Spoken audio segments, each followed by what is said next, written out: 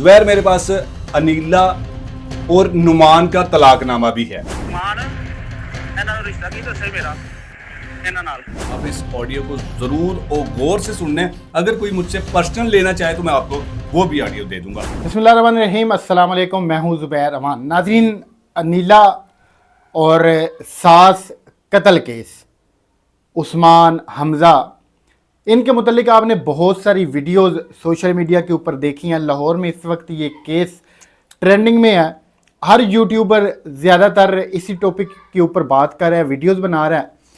AD Malak ने भी नुमान की वीडियोस बनाई। साथ में नुमान की तरफ से जिस खातून को मुलज़मा कहा गया था, अनीला, मुबैना तौर पर, इन्होंने उसका भी इंटरव्यू कर दिया। पहले तो आप ये बताएं कि ज़्यादातर यूट्यूबर और उनकी जो हमदर्दियाँ हैं वो मुद्दइयों की तरफ थी। आप मुलज़मा का इंटरव्यू लेने पहुँच के, इसकी क्या रीज़न है? लोग कमेंट्स में ये भी कह रहे हैं कि आप बिके हुए सहाफ़ी हैं, आप लिफाफा सहाफ़ी हैं, आपने पैसे पकड़े हुए थे।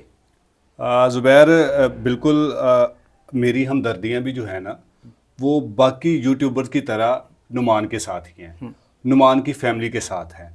देखिए, सबसे जो पहली जो बात होती है ना, जब किसी के साथ कोई ऐसा सानहा होता है या किसी के साथ कोई ऐसा वाक़या होता है ना, तो तमाम की तमाम हमदर्दियाँ उसी के साथ जुड़ जाती हैं कि यार इसके साथ बहुत जुल्म हुआ है। जुल्म तो हुआ है, मैं हर वीडियोस में ये बरमला कह रहा हूँ कि जुल्म हुआ है। और जुल्म किसके साथ हुआ है?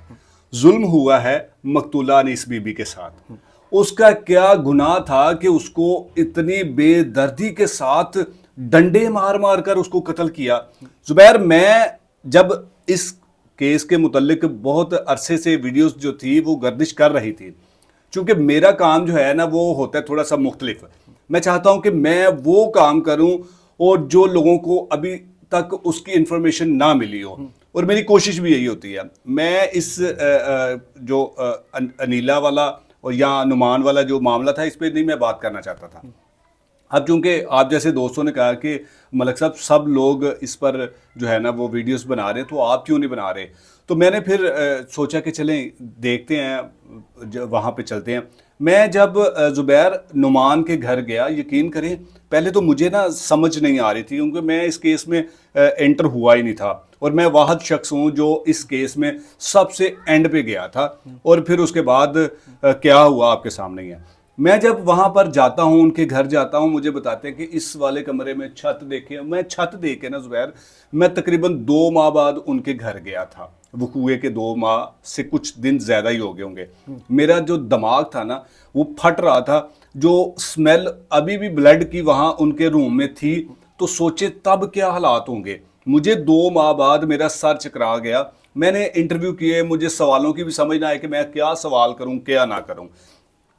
तब फिर इनके घर के ही किसी एक फर्द ने कहा कि आप सब लोग जो हैं वो हमारे पास आ रहे हैं, हमारी वीडियोस बना रहे हैं, व्यूज ले जा रहे हैं, तो आप उनके पास क्यों नहीं जाते? ये किसने कहा है? ये इनके अजीज हैं, इनके घर का। कौन अजीज है? आप खुल के बताएं अगर आप बताना चाह रहे हैं तो। जुबैर, ये आई थिंक एक इनके मामू थे, अच्छा। ठीक है ना।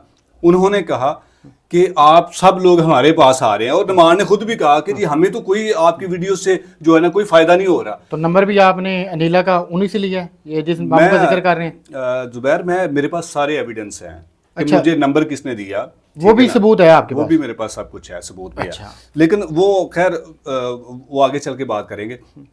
मैंने नुमान का इंटरव्यू किया। सबसे पहले मैंने नुमान के मामू अख्तर का इंटरव्यू किया। मुझे नहीं तब तक पता था कि ये बंदा इस मुकदमे का चश्मदीद गवाह है, ठीक है जी। मैंने उनका इंटरव्यू किया। मुझे समझ ना आए कि मैं क्या सवाल करूं, क्योंकि मुझे पता ही नहीं था इस केस के मुतालिक।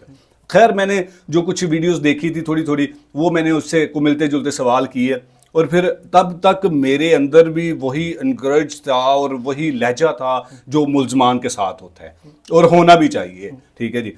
मैंने जुबैर उनका इंटरव्यू किया, फिर उसके बाद मैंने नुमान का इंटरव्यू किया। नुमान के इंटरव्यू में जब मैंने एक सवाल किया, मैंने कहा भाई आपकी शादी जो है वो पसंद की हुई थी या फिर घर वालों की रजामंदी से?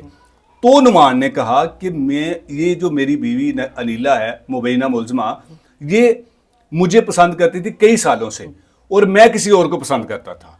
अच्छा, मेरी आपने मैं आपको बताता हूँ ना, एक व्लॉग में ये कहा है कि नुमान पहले से शादीशुदा है? मैंने व्लॉग में नहीं कहा, मैंने नहीं कहा, मैं आपको बता रहा हूं ना। अच्छा। मुझे इस चीज का नहीं पता था, मैं अब तस्दीक करूंगा और मैं एविडेंस दूंगा। अच्छा। मैंने जुबैर ये सवाल किया, नुमान ने मुझे कहा कि ये मुझे पसंद करती थी, तो मेरे घर वालों ने जिसे मैं पसंद करता उसे छुड़वा कर ये जो मैं बोल रहा हूं ना, ये अल्फाज नुमान की जुबानी अभी भी मेरे चैनल पर मौजूद हैं कि मैं अपनी तरफ से कुछ नहीं कह रहा।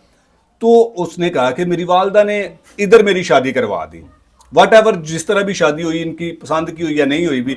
अब जब मैं उसके बाद उनकी बहन का इंटरव्यू करता हूं जिसने गुस्ल के दौरान कुछ हेल्प आउट की होगी, जो गुस्ल देते हैं खवातीन। अच्छा, उससे पहले ये क्लियर कर दें कि नुमान की ये दूसरी शादी है, नुमान पहले शादीशुदा था?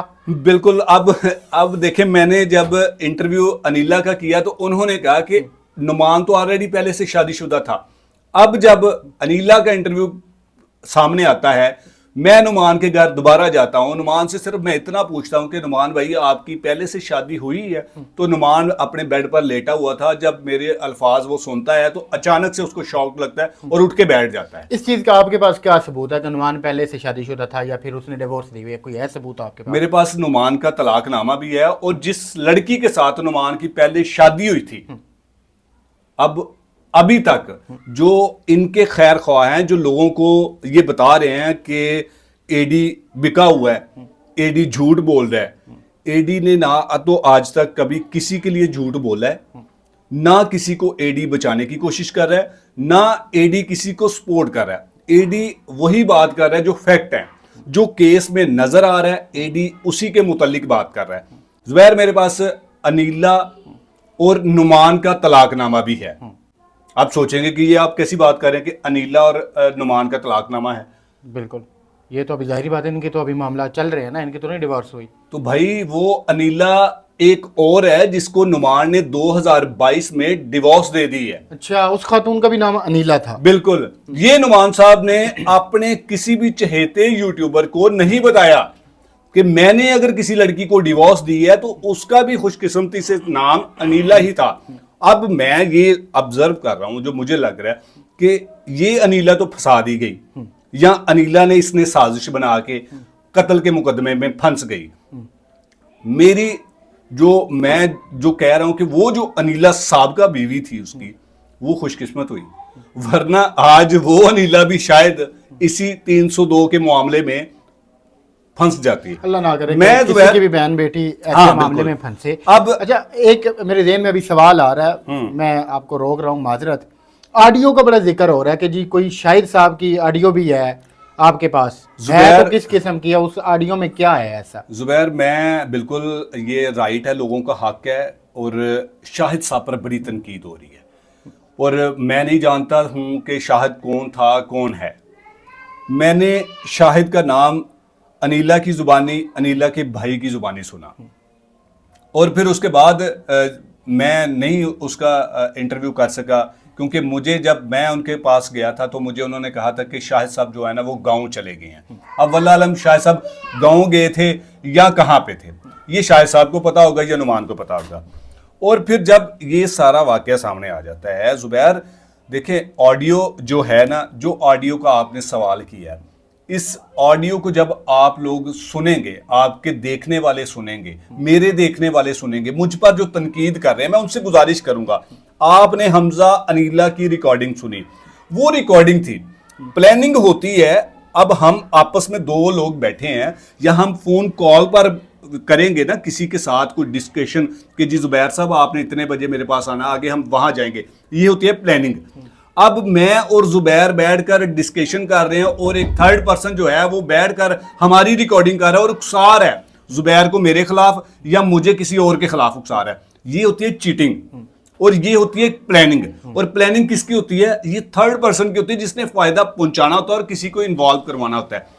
हमजा की और अनीला की जो रिकॉर्डिंग आई है वो किसी और से रिलेटेड है। मैं उस समझता हूं कि उसका इस केस से वो खातून कह रही थी मैं तहज्जुद की नमाज पढ़ूंगी, और ठीक है ना। अब इस कट टू कट इन्होंने जोड़े हुए हैं और फिर उसके बाद जोड़ने के बाद ये सारा प्री प्लान किया।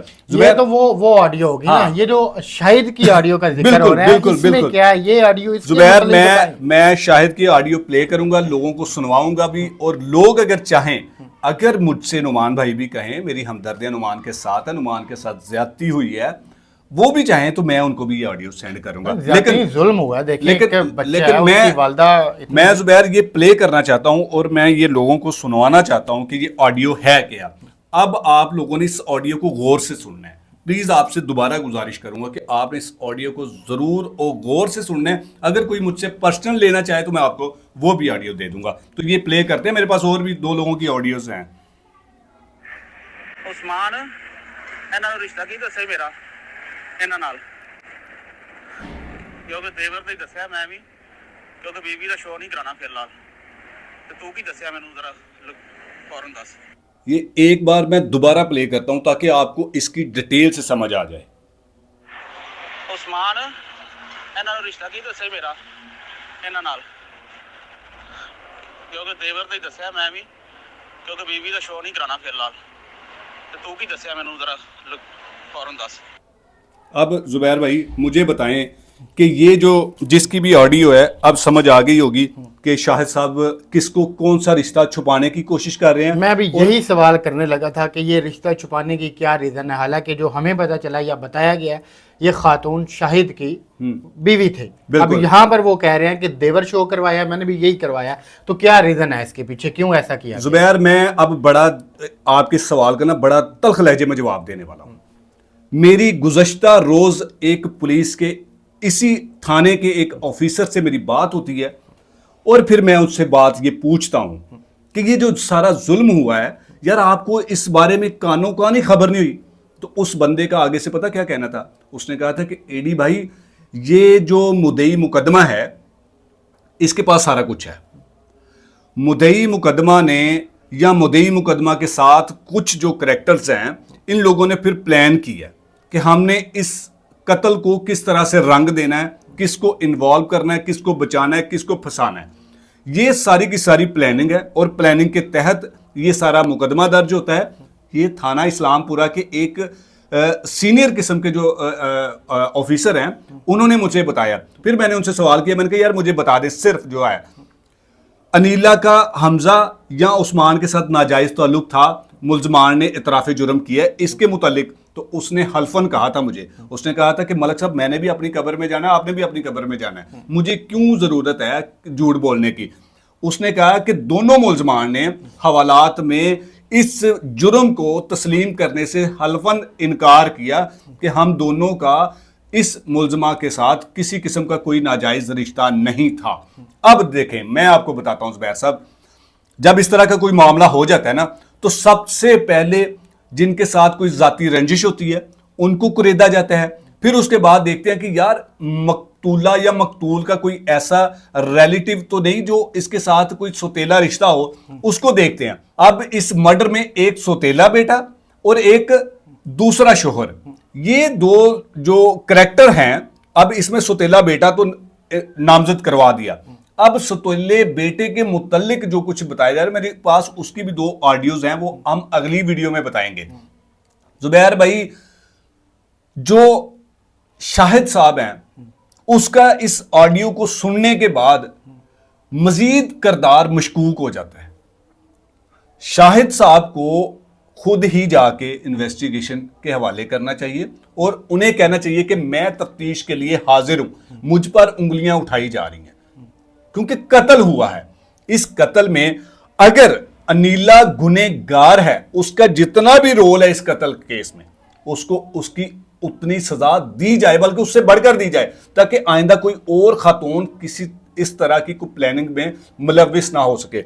दूसरी बात कि जो शाहिद साहब हैं इनका क्या रोल है, ये जब पुलिस अगर वो मेरिट पर चाहे, देखिए पुलिस अगर चाहती तो असली कातिल को अब तक सामने ला चुकी होती, या फिर वो अभी तक मजीद इस पर काम कर रहे हैं। 2 ऑप्शन हैं। केस थोड़ा सा पेचीदा इसको बनाया गया है, लेकिन हमारी अब जो पुलिस है माशाल्लाह उसके जो अफसरान हैं वो बड़े एक्सपर्ट हो चुके हैं, वो अपने तरीके से मुकम्मल इन्वेस्टिगेशन कर रहे हैं इस केस के ऊपर। और जो लोग ढके हुए हैं, जो छुपे हुए हैं, या जो अभी मंजर आम पर नहीं लाए गए, जल्द उनको भी लेकर आएंगे, क्योंकि इन्वेस्टिगेशन जब होती है तो वो फिर पुलिस का एक अपना तरीकाकार होता है, वो फिर सबकी इन्वेस्टिगेशन करते हैं। तो अभी इस केस में मज़ीद चीज़ें हैं, कुछ और ऑडियोज़ भी हैं, वो हम आपको अपनी अगली वीडियो में सुनवाएंगे और इस केस से मज़ीद आपको अपडेट भी करेंगे जैसे ही हम तक कोई नई चीज़ पहुंचती है। तो अल्लाह पाक आपके हमारे हम सब के हाल पे रहम फरमाए। एंड पे हम सिर्फ ये कहेंगे कि जो गुनाहगार हैं वो कोई भी हो उनको सज़ा मिलनी चाहिए, बिल्कुल बेगुनाह को नहीं फंसाया जाना चाहिए। और नुमान हमारी हमदर्दियाँ, हमारी दुआएं उसके साथ हैं, उस बच्चे को इंसाफ मिलना चाहिए। मिलते हैं अगली वीडियो में। अल्लाह हाफ़िज़।